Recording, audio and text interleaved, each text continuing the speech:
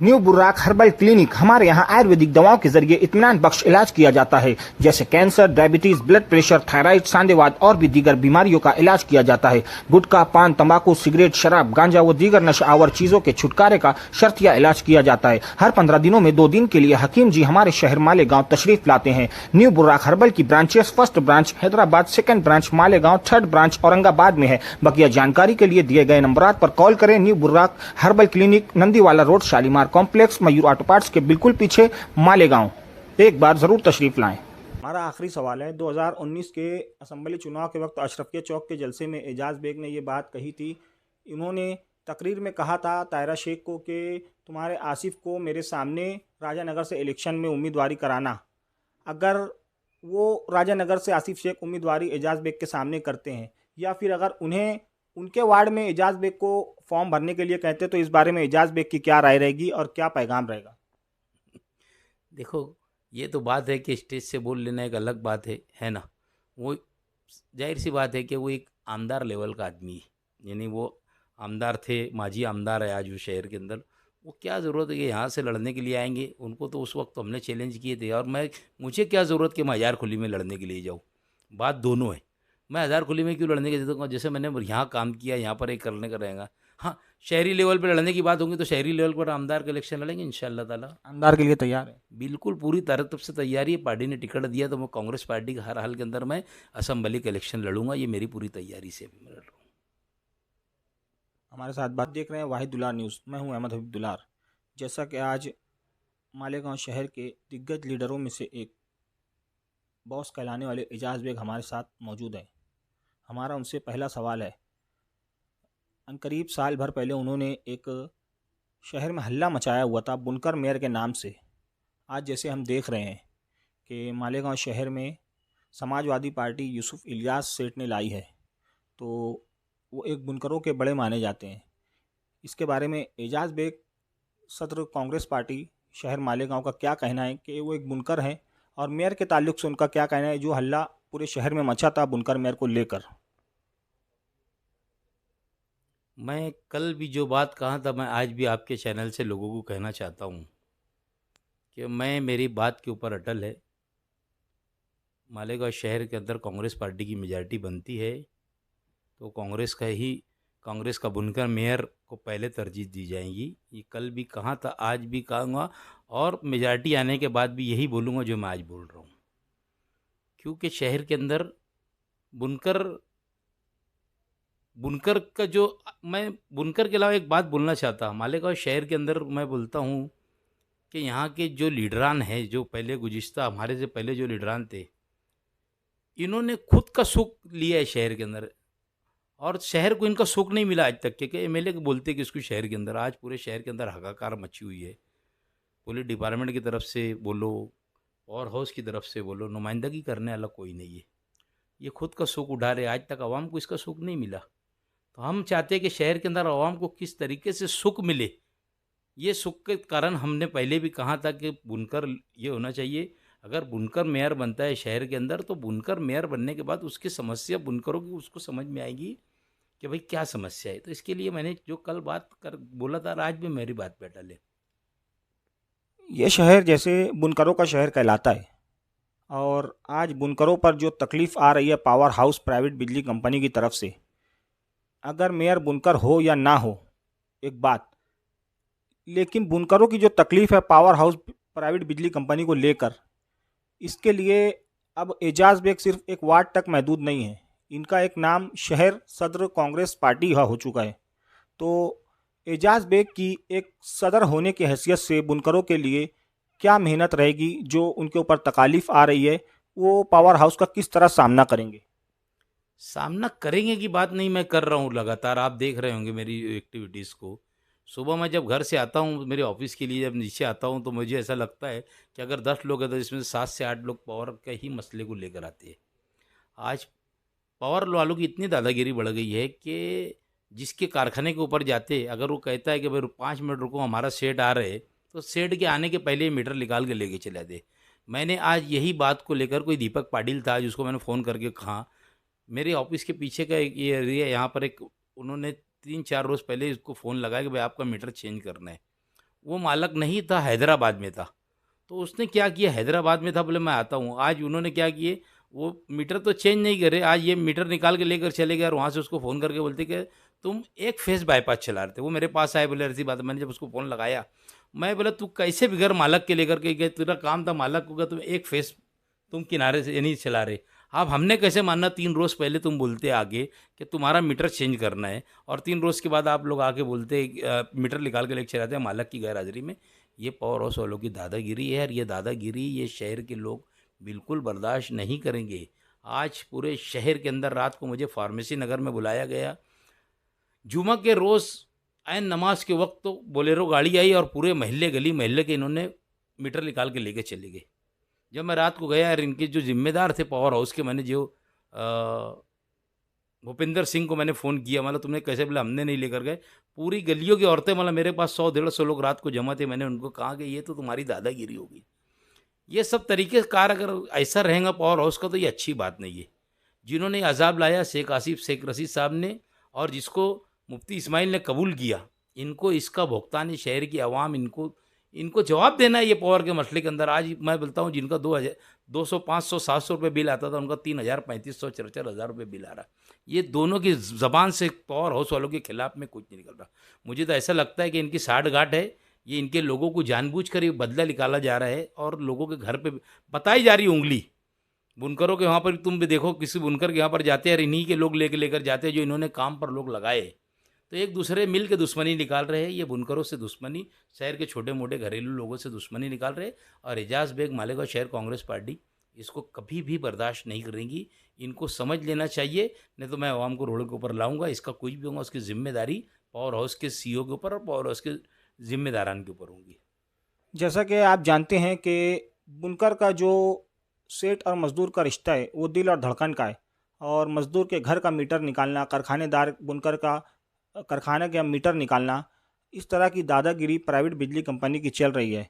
और एजाज बेग जो बॉस नाम से कहलाते हैं, जाने जाते हैं, सारे लीडरान की बात है, लेकिन एजाज बेग की क्या ताकत रहेगी अगर मजदूरों पर और बुनकर सेठों पर इस तरह की दादागिरी की गई तो मुस्तकबिल में ये किस तरह का अमल करेंगे इनकी। शहर पूरी तौर के ऊपर चौक व चौबंद हो चुका है पावर के मसले को लेकर। क्योंकि मैंने आपको इसके पहले भी कहा, रवि फिर बोल रहा हूँ कि जिन लोग का 500-700 रुपये बिल आता था, इनका मीटर स्पीड से चलता है। एक घर के अंदर 20-20 15-15 20-20 यूनिट रोज का गिरा, जिनका एक एक ट्यूब नली जलती। उन्होंने कल जो मुझे बात बताई, अगर जो हालात गुजर रहे 10 यूनिट 15 यूनिट, तो ऐसा 400-450 यूनिट अगर उनका महीने भर के अंदर गिरता है तो वो कहाँ बिल जाएगा उनका। तो ये शहर बिल्कुल पूरी तरीके से पावर वालों को भगाने के लिए पूरा शहर तैयार है। इनकी पूरे शहर के अंदर जिस दिन हम आवाज़ देंगे, मालेगांव शहर कांग्रेस पार्टी पूरा शहर पावर लूम हो वाला हो, चाहे घरेलू बिजली बिल वाला हो, चाहे छोटा मोटा कारोबार करने वाला हो, ये पूरा तैयार है। ये आवाम शहर की माँ बहनें भी रोड के ऊपर आ जाएंगी, क्योंकि इनकी हरकत जो है ना, ये हरकत इनकी बंद ही नहीं हो रही। बिला वजह मीटर टेम्पर बोलकर ये लगा ले रहे। और मैं तो बोला हूँ कि लोगों को मुझे बुलाओ, ऐसे कैसे टेम्पर करके ये निकाल कर लेके चले जा रहे। इत्तेफाक ऐसा हुआ कि पीछे भी कुछ गुज़िश्ता रोज़ मैं नहीं था। अगर मैं यहाँ पर रहूँ और ये मुझे आवाज़ देना तो मैं जाके बैठ जाऊँगा। और किसी के भी घर में घुस जा रहे, ये नमाज के टाइम में माँ बहनें रहती, जुमा के दिन कोई मर्द आदमी रहता नहीं, और ये घरों में घुस जाते। इसका अगर कोई भी परिणाम हुआ और कोई गलत किसी के साथ छेड़खानी होगी किसी माँ बहन के साथ और इसके हालात बिगड़े, तो इसका जिम्मेदार कौन रहेगा। मैं इसके बारे में एक स्पेशल लेटर एडिशनल एसपी साहब को भी दूंगा, सीनियर एसपी को भी दूंगा और आईजी साहब को भी देना लाए। गणपति विसर्जन हो जाए, 12 वफात का त्यौहार निकल जाए, उसके बाद मैं स्पेशल लेटर दूंगा कि इनकी हरकत को रोका जाए। ये अगर नहीं कोई आदमी है तो ये घर के अंदर घुसना, इनको मना कर दिया जाए कि घर में ना घुसे, या इन जुमा के टाइम जाते और लोगों का मीटर निकाल कर आते। ये मालेगांव शहर एजाज बेग और कांग्रेस पार्टी कभी बर्दाश्त नहीं करेंगी। जिन्होंने लाया इनको मुबारकबाद, ये खामोश रहेंगे, ये बर्दाश्त करेंगे। मैं बर्दाश्त करूँगा नहीं। गरीबों के ऊपर जुल्म होगा, ना इंसाफ़ी के खिलाफ हम लड़ते थे, लड़ेंगे और लड़ते रहेंगे। जैसा कि एजाज बेग कह रहे हैं कि नाइंसाफ़ी के खिलाफ हम लड़ेंगे और लड़ते रहेंगे। अगर प्राइवेट बिजली कंपनी किसी तरह से कोई दादागिरी या कोई दबाव एजाज बेग पर बनाकर उन्हें खामोश करना चाहती है तो उस वक्त तो एजाज बेग क्या कहेंगे। देखो, आदमी की नीयत अगर साफ़ रही तो सब मंजिल आसान रहती। मेरी नीयत एकदम बिल्कुल साफ़ है। मैं गरीबों के लिए लड़ाई लड़ रहा हूँ और लड़ता रहूँगा। आपको जैसे मालूम है कि पीछे भी जब मामलात हुए तो मैं पावर हाउस के खिलाफ मैं लड़ा हूँ और लड़ता रहूँगा, लड़ रहा हूँ, लड़ता रहूँगा, ये आखिरी एक्टिविटीज़ तक के लड़ता रहूँगा। मैंने नेताओं लोगों को भी ऊपर बता दिया हूँ कि मालेगांव शहर के अंदर इस तरीके की धांधलशाही, गुंडागर्दी चल रही है प्राइवेट बिजली कंपनी की, वो ये सब चलने हम देंगे नहीं, ठीक है।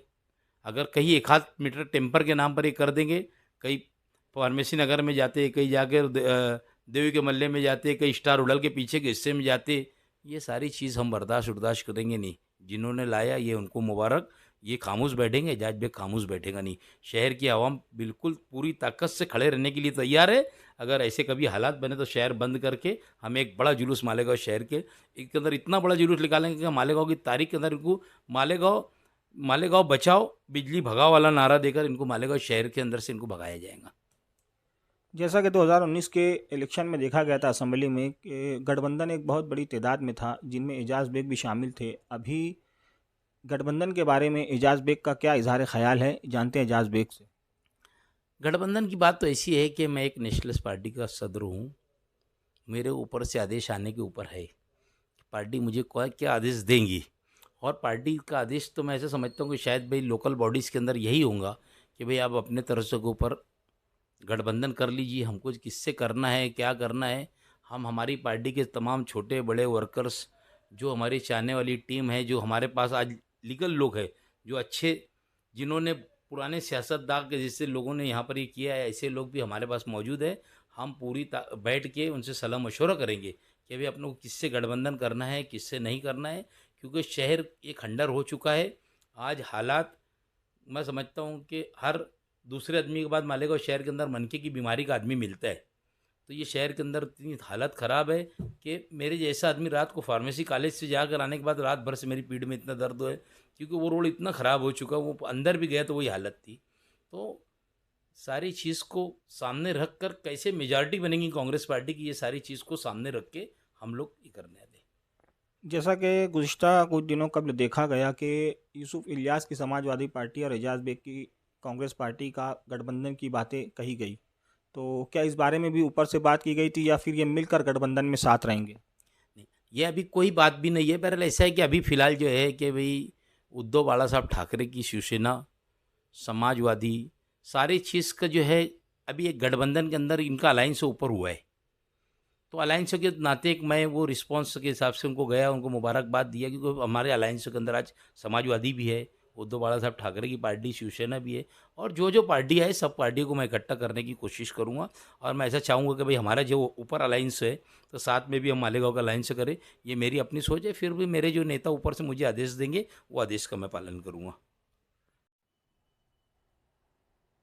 जैसा कि कुछ दिनों कबल एजाज बेग का एक बयान आया डीवाईएसपी मैडम को लेकर कि उनकी आवाम के साथ जो कुछ तकालीफ की बातें हुई, कुछ परेशानियों की बातें सामने आई, इसके खिलाफ एजाज बेग ने हल्ला बोल किया।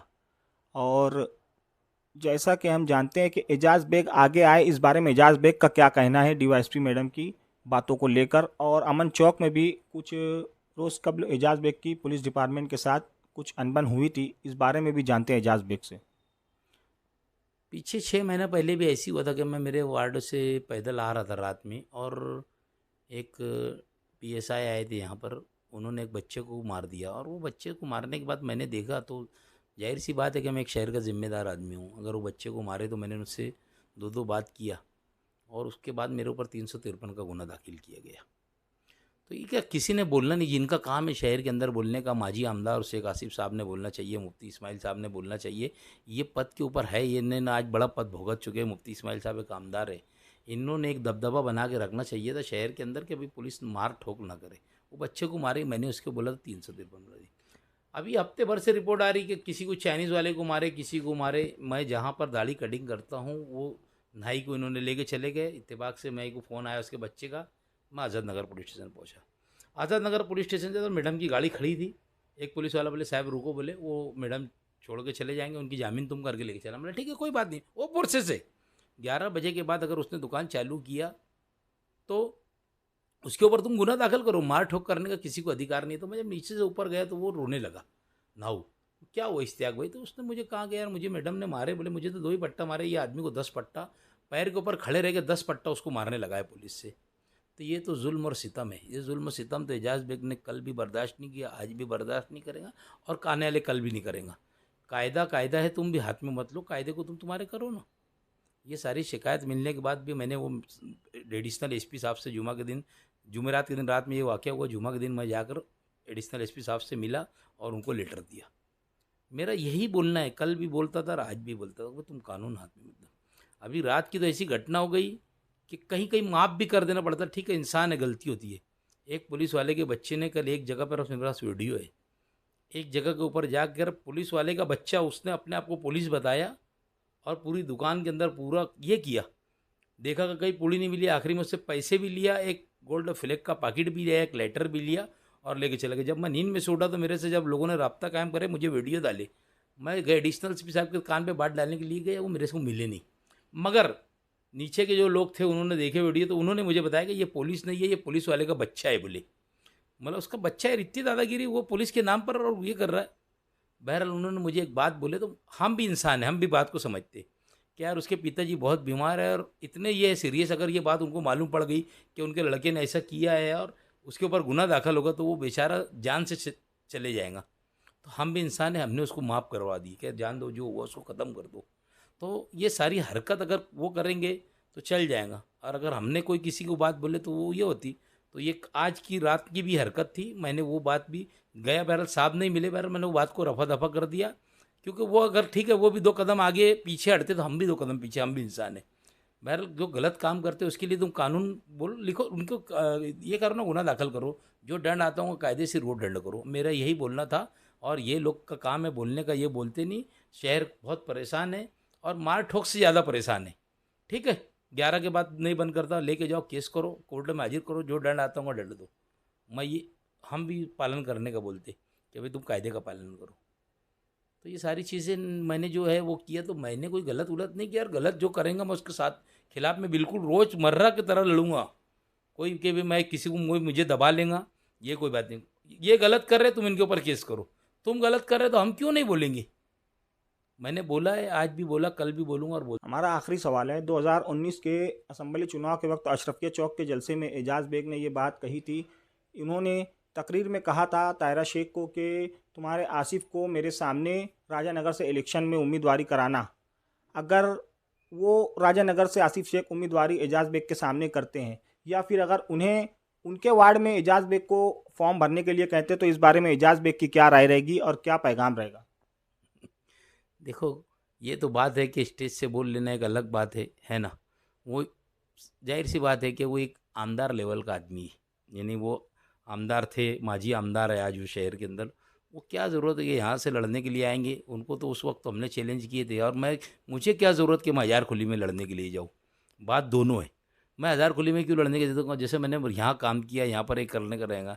हाँ, शहरी लेवल पर लड़ने की बात होगी तो शहरी लेवल पर आमदार का इलेक्शन लड़ेंगे इंशाअल्लाह ताला। आमदार के लिए तैयार है? बिल्कुल पूरी तरफ से तैयारी है। पार्टी ने टिकट दिया तो मैं कांग्रेस पार्टी के हर हाल के अंदर मैं असेंबली का इलेक्शन लड़ूंगा। ये मेरी पूरी तैयारी से अभी मैं लड़ रहा हूँ। RS fruit company, Abdul Sattar fruit वाले।